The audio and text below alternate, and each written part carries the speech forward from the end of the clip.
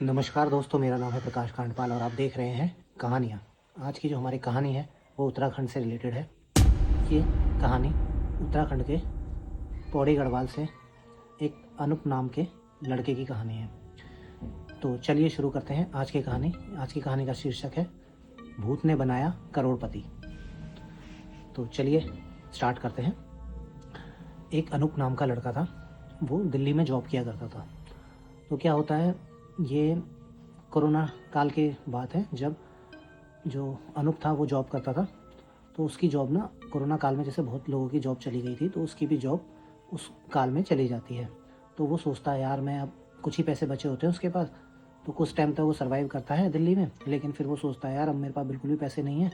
मेरे mummy papa गाँव में हैं, पौड़ी गढ़वाल में, तो मैं भी वहीं चला जाता हूँ और वहाँ कुछ काम कर लूँगा, देखता हूँ। उसकी वाइफ भी होती है, उसकी शादी हुई होती है नई नई।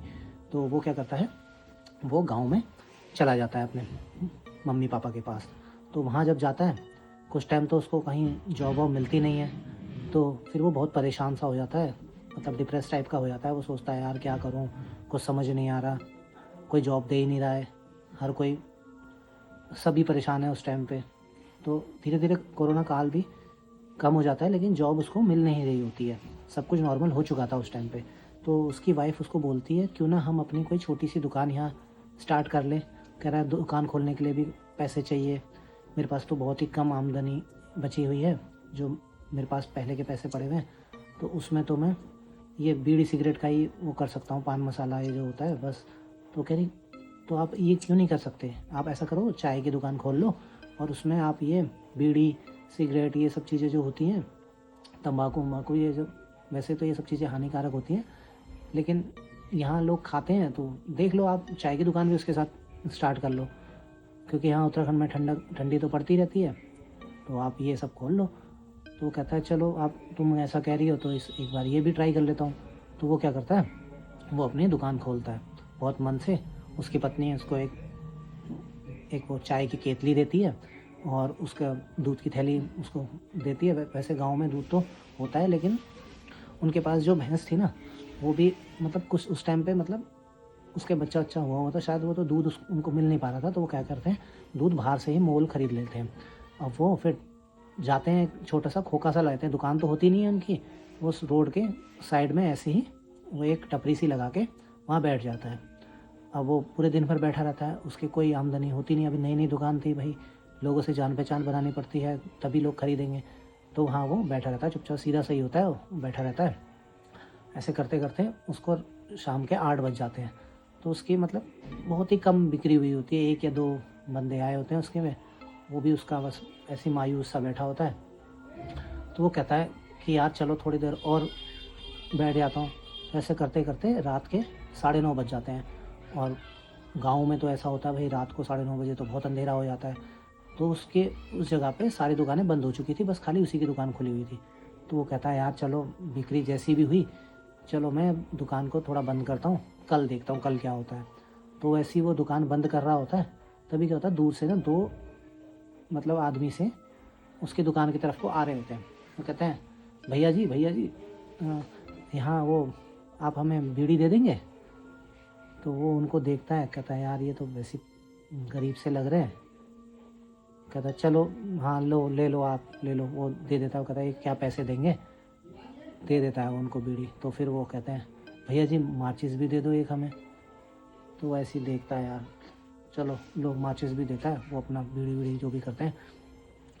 और उसके बाद वो अपना बंद कर रहा होता है। तो वो कहते हैं कि अपनी जेब से ऐसे वो निकालते हैं कुछ और उसके हाथ में कहते हैं लो ये तुम अपने रख लो। वो कहता है क्या ये गरीब लोग क्या देंगे, ऐसे पागल से लग रहे हैं मुझे। ऐसे हाथ रखता है, अपनी जेब में डाल लेता है। उसको ऐसी जल्दी देर हो रही होती है, अंधेरा हो चुका होता है। कहता है घर पे मेरा इंतज़ार कर रहे होंगे मेरे मम्मी पापा और मेरी वाइफ। तो वो वहाँ उसके लिए जल्दी करता है और जैसे ही जाता है, घर जाता है, उसकी वाइफ कहती है उससे कि आज कुछ हुआ, कुछ कमा के लाए हो। कहता है क्या कमा के लाया हूँ, ये लो एक वो आए थे ये दिए उन्होंने। वो उसके हाथ में रखता है, देखते क्या क्या चीज़ है ये पीले पीले सा, ये तो चमक सा रहा है। ये तो कह रहे पता नहीं दो पागल से थे, ऐसी क्या देखे गए हैं। उसकी पत्नी कहती है इसको बाहर फेंक दो, छोड़ो। क्या है, कुछ भी नहीं लग रहा मुझे, तो बेकार चीज़ लग रही है। वो कहता है चलो ठीक है। वो देखता है, कहता है यार ये तो थोड़ा सा चमक सा रहा है, चलो सुबह देखते हैं, अभी अंधेरा सा हो रहा है, समझ नहीं आ रहा क्या चीज़ है, सुबह फेंक देंगे बाहर। कहता है ठीक है चलो। वो सुबह ऐसी जेब में उसको डाल देता है। अब वो देखता है, सुबह उठता है तो उसको ऐसा लगता है यार ये थोड़ा, यार सोना वोना तो नहीं है कोई, ये कोई कीमती चीज़ हो। कहता है वो उस दिन दुकान पे तो जाता नहीं है, सुबह सुबह पहले क्या करता है, वो उधर सुनार की दुकान पे चला जाता है। और सुनार की दुकान पे उसको एक मिलता है एक आदमी। कहता है भाई साहब ये देखना ज़रा, ये दो मेरे को, ये है मेरे, इसको ये क्या चीज़ है। वो देखता है, कहता है यार ये तो जो सुनार होता है, कहता है ये तो बहुत पुराने ज़माने का अच्छा कीमती वो है सोना, तुम कहाँ से लाए। वो कहता है कि था मेरे पास, मिल गया था मेरे को। तो कहता है कि इसका कुछ मिल सकता है क्या, पैसा ऐसा। कहता है हाँ क्यों नहीं मिल सकता। वो अपना उसको जो भी तोल ताल के जो देता है उसको दे देता है वो 60,000 रुपये। तो 60,000 रुपये वो देखता है, कहता है यार ये तो बहुत पैसे हो गए, उनको तो वैसे ही बहुत तंगी हो रही थी।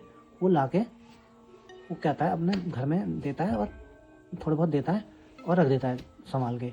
और फिर वो चला जाता है अपनी दुकान खोलने। फिर वो दुकान खोलता है, दिन हो जाता है। दिन में आज, क्योंकि आज सारा दिन तो उसमें लग गया था, तो दिन के 2 बज जाते हैं इसी काम में।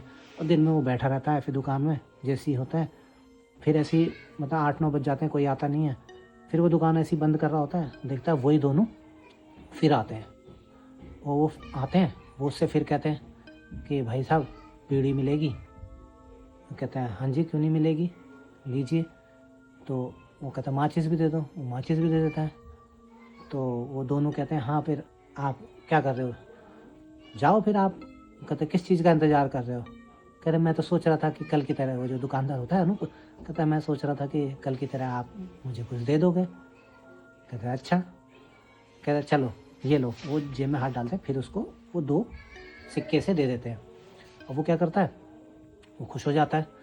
तो फिर क्या होता है, वो जो 2 बंदे आए होते हैं ना, वो दोनों कहते हैं कि तुझे एक काम करना पड़ेगा हमारा। कहता है क्या काम। कहते कल ना हमारे यहाँ से बारात निकलेगी रात को, तो तेरे को क्या करना है, सबको बीड़ी जो भी वो मांगेंगे उनको वो देना पड़ेगा तेरे को, ठीक है।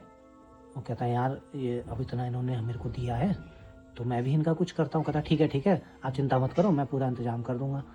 तो वो घर जाता है और वो 2 सिक्कों को भी खुलवा के, जो मतलब उसका पैसा मिलता है वो भी ले आता है। और फिर उस पैसों से वो बहुत सारा सामान ले आता है, ऐसे जितना भी सामान हो पाता है उससे वो वहाँ ला के दुकान में रख देता है। अब पूरे दिन भर तो अगले दिन भी कोई बिक्री विक्री होती नहीं है।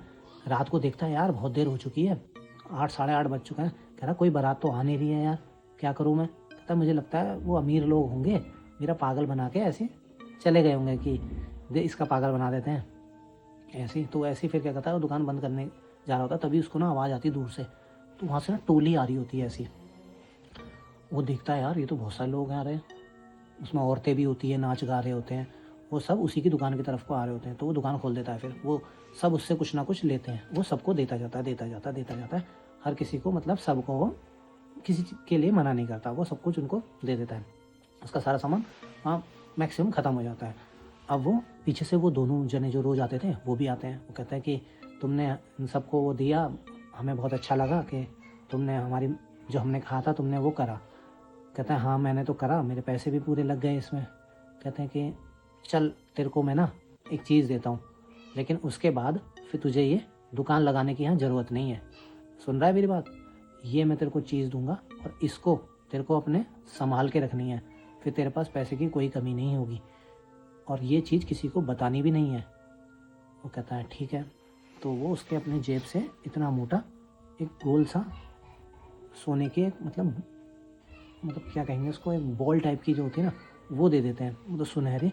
वो उसको रख लेता है और फिर अपनी दुकान बंद करके वो घर चला जाता है। तो उसकी बीवी कहती है कि हाँ जी आज कुछ मिला, कुछ सोना वोना का, ये कुछ। कह रहा नहीं यार मेरा तो उन्होंने वो भाई उन्होंने मना करा होता है। तो वो कहता है कि नहीं आज तो कुछ नहीं मिला। वो चुपचाप से उसको अपने घर में छुपा देता है, कपड़े में बांध के वो बक्से में डाल के छुपा देता है। अब वो क्या होता है, उसकी वाइफ कहती है तुम दुकान पे नहीं जा रहे हो। कह रहे बिक्री विक्री होती नहीं है तो मैंने चला था। लेकिन क्या होता है उसको ना कहीं से अपने आप पैसे आने स्टार्ट हो जाते हैं। कोई कहीं से आ रहा है पैसा, कोई कहीं से आ रहा है, उसको इतना पैसा हो जाता है, मतलब हर जगह से कोई ना कोई पैसा उसके पास आता रहता है। तो वो क्या करता है, कहीं दुकानें खरीद लेता है, मतलब 15-20 दुकानें खरीद लेता है, कहीं घर बना देता है, कहीं दूर शहरों में अपने दुकानें बना देता है, कहीं होटल बना देता है। तो वो सब चीज़ें करते करते वो इतना बहुत अमीर बन जाता है। और वो लेकिन वो किसी चीज़ को बताता नहीं है, क्योंकि वो भूतों ने मना करा था। उन्होंने कहा था अगर तू बताएगा तो तेरा सब कुछ ख़त्म हो जाएगा। तो इसी डर से वो बताता नहीं है और वो अमीर होता चला जाता है। फिर क्या होता है, वो बूढ़ा हो जाता है वो। तो उसके बच्चे होते हैं, वो फिर उस गाँव में तो आते नहीं थे, वो उसी गाँव में रहता था पहले। तो वो भी अब शहर चला जाता है। वो घर वहाँ पे गाँव का बंद हो जाता है, बंद कर रखा होता है। कोई भाई इतना पैसा आ गया, अब कहाँ वहाँ जाएगा। तो उसके जो बच्चे होते हैं वो गाँव में जाते हैं, वो कहते हैं ऐसे ही घूमने फिरने जाते हैं टूर वूर में गर्मियों में। तो वहाँ जाके खुलवाते हैं गेट वेट, तो अंदर देखते हैं, बक्से खोलते हैं, वो कहते हैं देखते हैं क्या है यहाँ पे। ऐसे ही चेक कर रहे होते हैं भाई, बहू जो होती है उनकी, वो देखती है तो बक्से में ना एक कपड़े में वही जो गोल्ड का वो बॉल सी वो लिपटी हुई होती है। वो कहते हैं यार भाऊजी ने इतने पैसे कमा रखे हैं लेकिन अभी भी उनकी कंजूसी की आदत नहीं गई है। देखो इसको ऐसे करके लपेट रखा है, इतना अगर ये गोल्ड है, चलो इसके हम ना चैन वैन बना लेते हैं, चैन और अंगूठी बना लेंगे, अच्छा बन जाएगा इसका। तो वो क्या करते हैं, उसका वो सुनार के पास जाते हैं और वो सुनार को बेच के उससे चैन वैन बनवा लेते हैं। और फिर वो जैसे ही रात को सोते हैं, सुबह उठते हैं तो वो सब खत्म हो चुका होता है उनका, क्योंकि उन दोनों ने बोला था कि अगर तूने इसका कुछ भी करा या फिर किसी को बताया तो तेरा सब कुछ ख़त्म हो जाएगा। वो उसके बच्चे जितने भी उसकी पीढ़ी थी सब खत्म हो जाती है और वो भी वहाँ मरने वाला ही होता है। तो इस कहानी से ये सीख मिलती है कि हमें ना हर सीक्रेट को बिल्कुल दबा के रखना चाहिए, किसी के साथ शेयर नहीं करना चाहिए। लेकिन भूतों ने उसकी मदद तो करी थी, लेकिन वो मदद करके भी एक ऐसा राज छोड़ गया था जिससे वो राज ही उसकी एंड हो गया, मतलब उसका खात्मे का वो बन गया वो। तो दोस्तों ये कहानी यहीं पे ख़त्म होती है। कैसी लगी आपको कहानी? अगर अच्छी लगी हो तो इसको लोगों को भी शेयर कीजिएगा। धन्यवाद, मिलते हैं अगली कहानी में।